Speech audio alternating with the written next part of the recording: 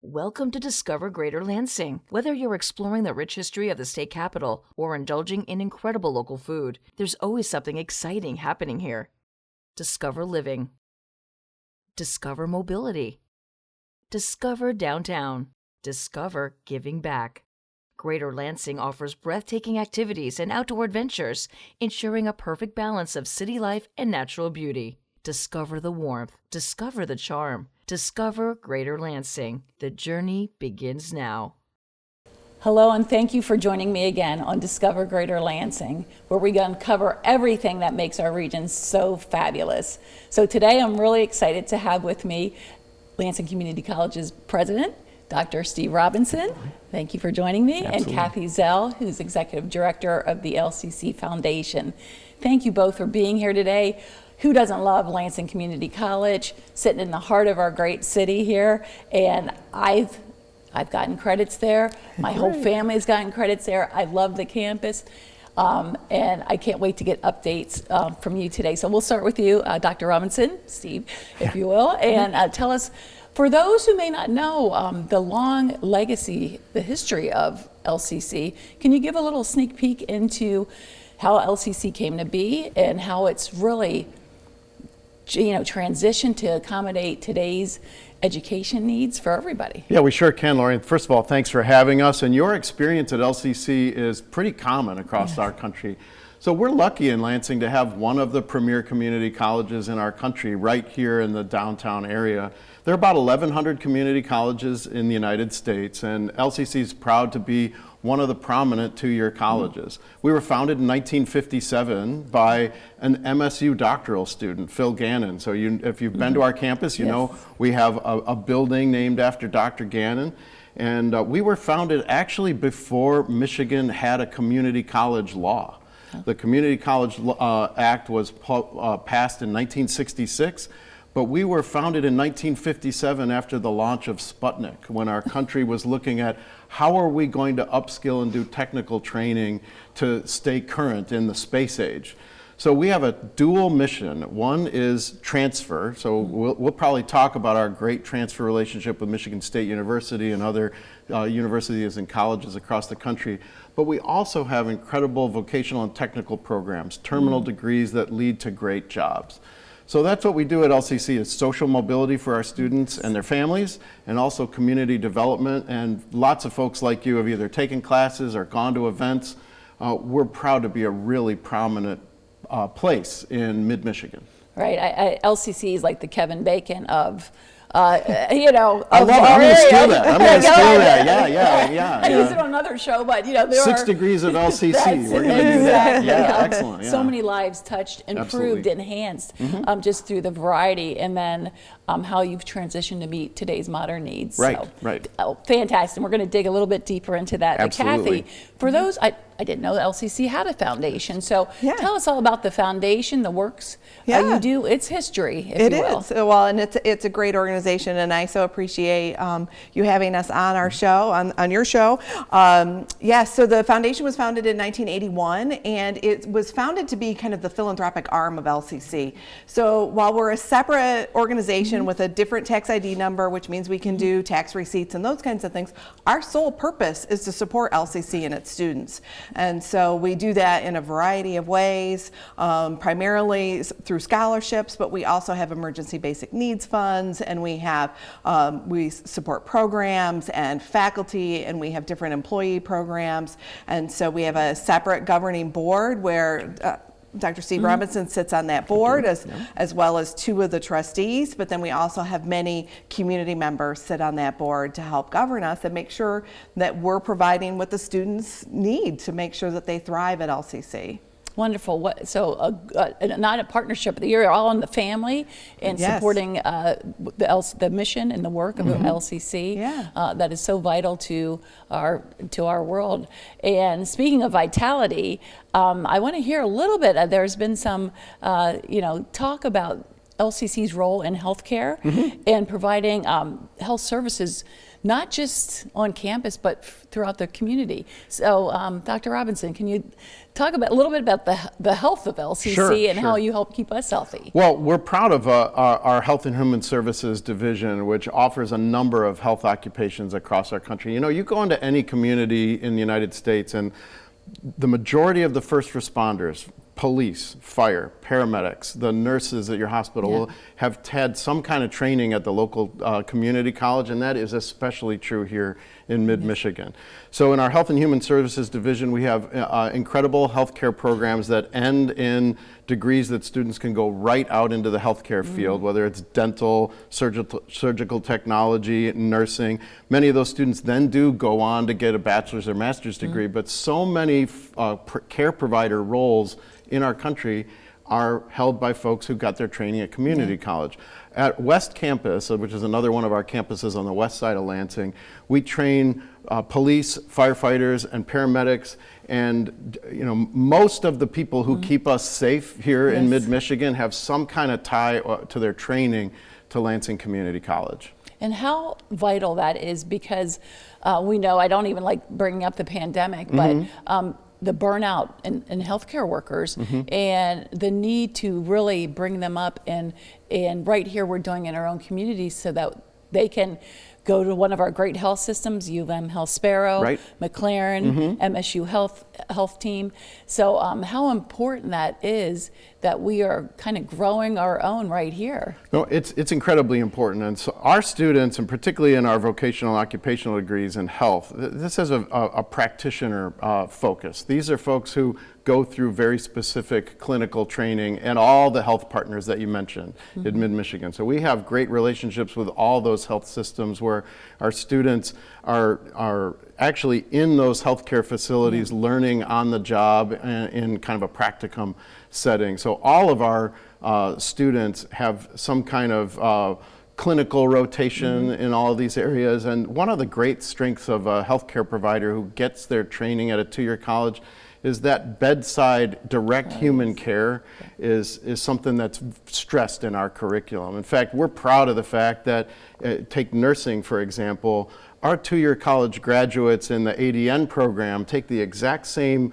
NCLEX exam as folks who get a bachelor's in nursing, and often outperform bachelor's recipients on those exams because of the hands-on patient care that happens in our clinical settings.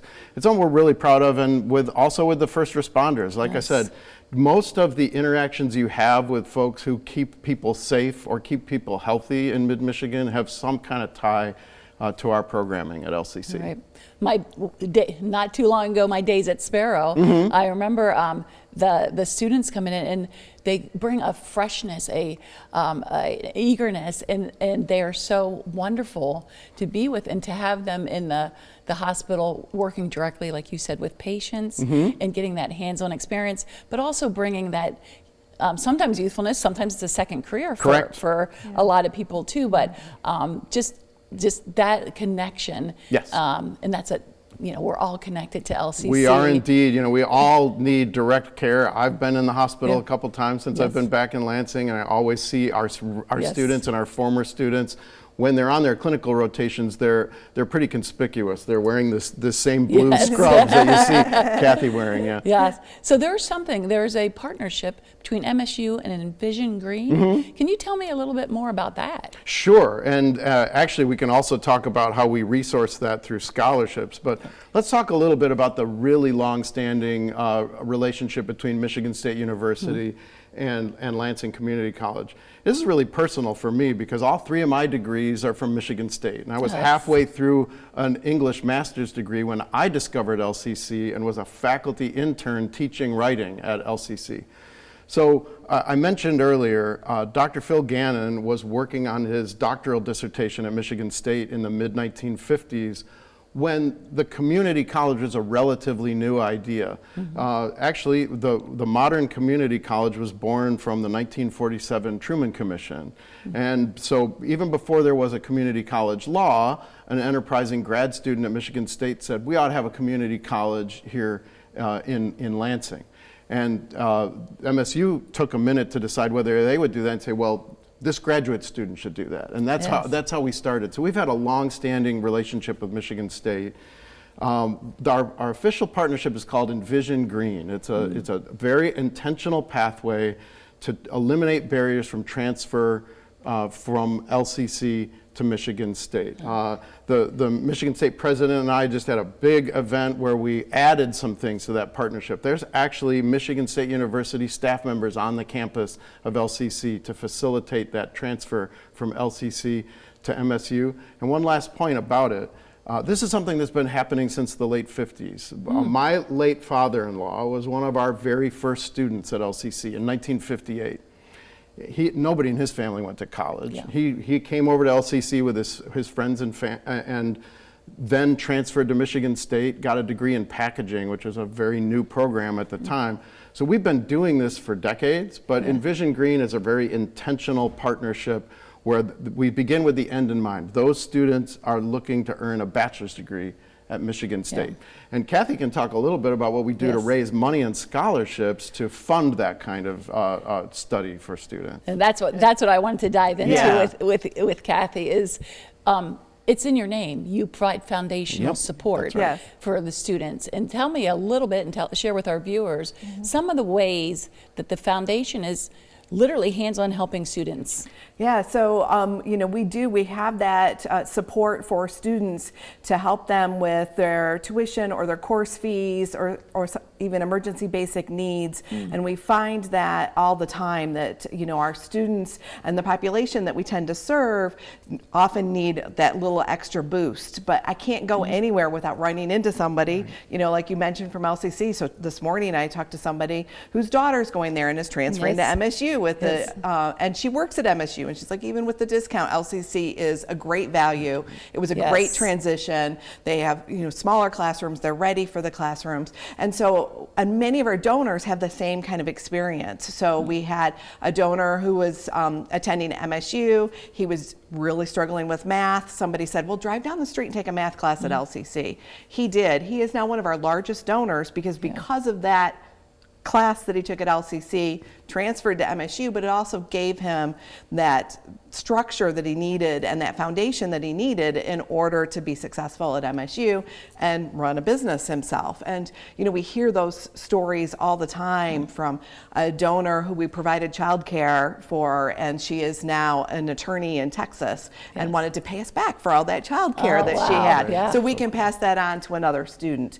And so, we do all of those things, from big things to little things like raising money for calculators, so that that calculator that you have to have for that financial class that you're never going to probably use again, it's a big expense. If you're talking about $100 in food or $100 for a calculator, they're going to choose food, or they need, they have to. Absolutely. They have to. And so, so we do that. We also have emergency basic needs funds. So that student who has a car repair or an unexpected medical expense, something comes up, $300 is what will derail their education. And we don't want them to drop out because of a $300 expense. And so the foundation raises funds and supports those students, utilizing the success coaches that LCC has to make sure that they're going to students who need it, deserve it, who will stay. Absolutely. I love that phrase, success coaches. Yes. Yeah. I mean, that tells it's all that gives me kind of chills, because they're there to provide that foundation and success. And, we can't leave the show without saying what a smart, back in the day, my day, you went, maybe right into the 4-year setting. Right. But my daughter started at LCC, Great. and it was her choice. That's what she goes, I think it's smart, Mom. And you're in the high schools now, and even maybe even younger than the high schools, and kids are getting credits, and they're mitigating some of the expenses perhaps of a 4-year college. Yeah, I actually think that's super smart, and we see a lot of young people doing that. To me, it is not an either-or choice on community college or a 4-year university. For many students, it's a both and. And we're very fortunate here in Mid-Michigan to have one of the preeminent community colleges here, but also an international global Research One university where you can do both. So for example, I've got this vision that I talk to students about. If you've got 2 resumes and somebody started at the university and did all 4 years there like I did, that's great. But if you also have somebody who has the same bachelor's degree from the same place, but they did their first 2 years at a community college, that communicates a lot about that person. They're a self-starter. They're comfortable in diverse environments. And, you know, I had a wonderful experience at Michigan State, love it. My wife and I are big Spartans. But in the first 2 years of your degree, freshman and sophomore, at a community college like LCC, you've got smaller class size. All of your students are taught by full professors, not graduate students. There's nothing wrong with graduate students. I was a graduate student for many, many years. But smaller class size and amazing faculty. And you mentioned success coaches. We do pride ourselves on the wraparound services we provide for students. There is a big fish, small pond strategy you can think of for community colleges and then go into a university. Awesome, awesome. I mean, we could talk hours and hours. I want to delve into your programs. It's fresh and new, but so we'll have to have you back because we only have a minute left to kind of wrap it up. But you're not only on campus and educating, but you're throughout the community. And I know I see great events happening all the time. Just in our brief time we have left, can you just touch on some of those tentacles out into this region? Sure. Yeah, well, I mean, I think in general that's part of one of the things I love that that Dr. Steve Robinson says is that community is our middle name, and so we are out in the community. And I really see my role as the connector, and so as much as I can do that and be out in the community and connecting them to a resource that we have, whether that's training that we can provide or it's support we can provide for the students that you have, whether it's at a high school, dual enrollment, those kinds of things. You know, that's really where we want to be, is helping Lansing become a vibrant community. Oh, well, Dr. Robinson, Kathy, thank you so much for this just little sneak peek, because there's so much to find out. Look, you know, check them out online. You can't imagine the variety of classes, the wonderful education opportunities. lcc.edu. There you go. You have it. Thanks so much, and we'll talk to you soon. Great. Thank you.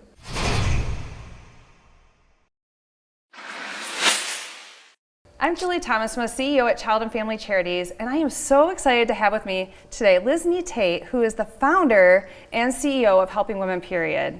You do amazing work in the community, so just tell us a little bit about your mission. Well, thank you for inviting me here. Helping Women Period provides free menstrual products to homeless and low-income people all over Michigan. It's our goal to end period poverty, and so that's what we've been doing for the last 10 years. It's awesome work. And how do you work specifically with youth? So one of our goals this year is to help reduce absenteeism in schools, and what we're doing is providing free menstrual products to those kids that don't make it to school. 1 in 4 kids in Michigan miss school because they don't have the products they need at home to get to school. So that's our newest initiative, is trying to get those products to those kids at home. We're so thankful for partners like you in the community, and we are so excited to have you join our nonprofit hub. So talk to us a little bit about what that hub will mean for you in terms of collaboration and additional opportunities. I'm so excited. A lot of the other groups that are in the hub we already work with, and so it'll be really exciting to be able to collaborate with people right outside my door instead of going across the town. And we're really looking forward to that part. The collective impact that we can all have together, right? Exactly. So how do we learn more about your work? You can go to our website. We're on all the social medias. We always need volunteers. Okay. So that's one thing you can do. You can come and sign up and help us deliver product or sew bags or Okay, whatever. we'll definitely be sending volunteers your way, and please check them out. They're an amazing mission.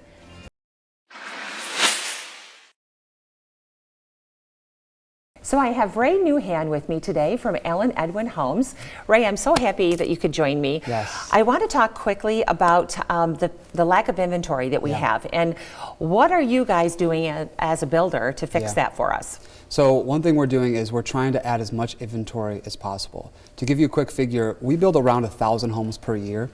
80%, I'll say it again, 80% of those homes are quick move-in homes. So homes that we're building to help flood the inventory or the market with inventory. Nice. And you know, I will say, as a real estate broker in the area, it's very nice to be able to take a buyer that I've been working with into one of your homes. I can put it right into the mix of their purchasing experience.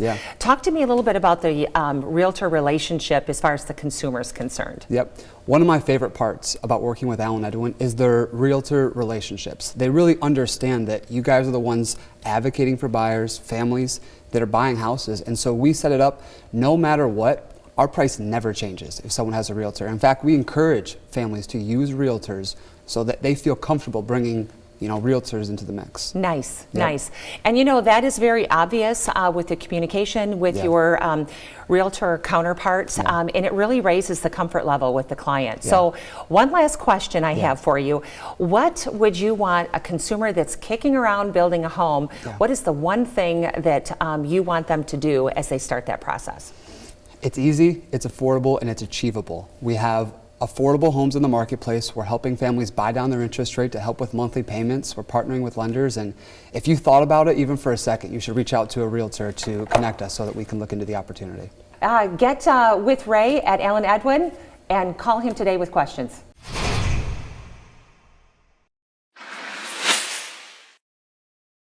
Hi, I'm Deanna East, and I'm with Michigan State University Extension. I'm here today with Erica Kleitz, who is an MSU Extension educator with the Michigan Sea Grant Program. Hi, Erica. Hi. Erica, you're here today to talk about Michigan Paddle Stewards. Can you tell us about this program? Sure. So Michigan Paddle Stewards, or My Paddle Stewards as we like to call it, it's a program to teach people about invasive species that may be found in the waters of our state. So we teach people to identify and report those species, and then how to clean their boats to prevent the spread to other areas. And we focus specifically on paddle boats, so less on the motorized boats and more on the human-powered vessels. So why is this program important to Michigan waterways? Sure. So invasive species, unfortunately, we already have a lot of them in the Great Lakes Basin, and so it's important to keep new ones from becoming established. And the best way of doing that is to find them faster. So we want to have more eyes out there looking for these species. Great. So what simple steps can people take to protect our waters and lakes? So what they can do is to make sure to clean, drain, and dry their boat whenever they move it between waterways. So it's not just the plants and sediment, things that they might see on the boat, but even the water itself can contain diseases or tiny microorganisms that can be spread. And then also, if they take the time to learn about invasive species, they can help by reporting those if they happen to see them while they're out on the water. Great. So how can paddlers and outdoor enthusiasts get involved? Sure. So we have a free online course that people can access at any time from our website. And then also we do trainings in different parts of the state in person that people can keep an eye out for as well. Wonderful. Thank you, Erica, and thank you for telling us more about the My Paddle Stewards program. And thank you for joining us. Hi, today we're here with John Person, the chair of the International Grants Committee for the Rotary Club of Lansing Foundation. John, thank you for being here. My pleasure. Can you tell us a little bit more about the international grants and how you select the projects? Sure. We're part of Rotary International, so as that, we have the same focus areas of health, clean water, education, and the things that they focus on as an international organization. Sure. Okay. Can you talk a little more about some of the projects that you're currently funding through the International Grants Committee? Sure. Our grants usually come through our members. For example, one of them, we had a member that was in the Peace Corps in Togo, West Africa. So she still has contacts there, brought us an organization called Peace Sisters, and they do education for young ladies. Secondary education is not free in much of Africa. So we fund some fees, uniforms, books, that sort of thing, to support those young ladies. And the uniform thing is important too, because if they don't have appropriate dress, they're not comfortable going to school. That is so true. That's Through so that, yeah, they get an opportunity for education they would not otherwise have. Very good. Is there anything else you want to share about international grants? Sure. We have a great one going right now with MSU students, and they're doing some microloans in Colombia, Nicaragua, and they do some microloans, lend some money to get people to start a business, like buy a sewing machine that sort of thing. Very good. So, Such important yeah. work. Thank you so much for being here today, John.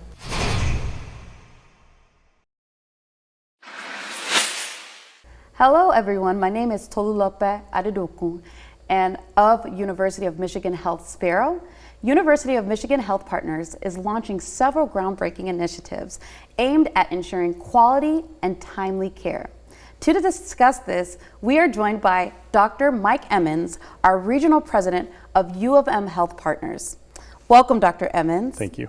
So we are trying to get more patients access to physicians. So how is this going to improve access to physicians across the region? So we've got several initiatives going on across the region to help with access, including a new open access clinic at our Jolly Road site in Okemos, extending office hours for our providers in what we call convenience hours outside the 8 to 5, and also a groundbreaking in Grand Ledge for a new facility that's coming on board. So we're excited about all those. That sounds super exciting. So how does reducing wait times at Jolly help the whole region, and what makes it different from your other locations? So it's a little different in that we plan to hire a provider in there that will take care of patients on the same day every day. So they'll have a completely open schedule every day. In particular, if they have an established provider within our network and they can't get in that same day, it'll be directed to this clinic where they can be cared for throughout the system. That's amazing. And so when does the new clinic open, and what should those that are newly joining or looking to join, what should they be doing in the meantime? So the goal is to open that clinic in October, and if you're looking for a primary care physician, you can visit University of Michigan Health Sparrow.org and go to primary care.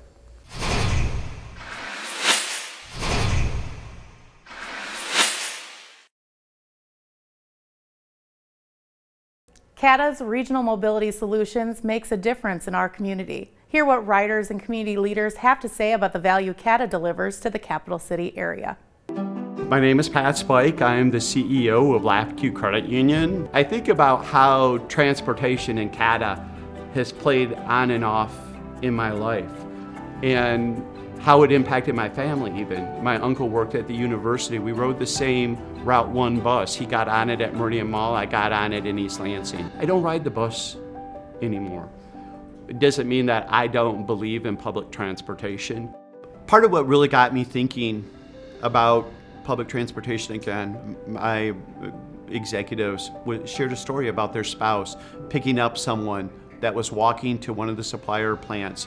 I believe it was 4:30 or 5:30 in the morning. It was the middle of a Michigan winter, and they don't have a way to work other than their feet. And I started to pay attention. And I started to see the people that were walking down Saginaw. And we've worked with a lot of people to kind of talk about transportation.